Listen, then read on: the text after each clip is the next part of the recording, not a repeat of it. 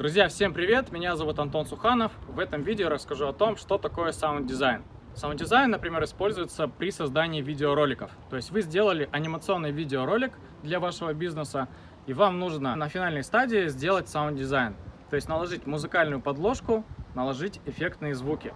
Очень часто на моей практике я вижу, что компании, когда делают рекламные видеоролики, не делают саунд-дизайн. Они просто накладывают музыкальную подложку и на этом заканчивают выполнение саунд-дизайна. На самом деле, если есть саунд-дизайн качественный в ролике, он намного выше воспринимается зрителем, вызывает у него больше эмоций при просмотре, нежели просто будет музыкальная подложка. Также очень часто исполнители накладывают абсолютно любую музыку.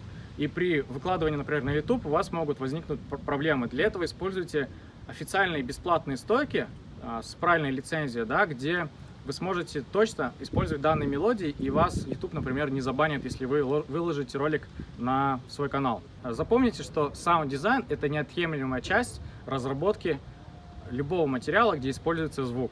Напишите в комментариях сервиса, где вы ищете бесплатные доступные мелодии, которые можно использовать для своих рекламных видеороликов. Подписывайтесь на мой канал, ставьте лайки, пишите комментарии, не забывайте ставить колокольчик, чтобы не пропустить следующие видео на моем канале. Всем пока!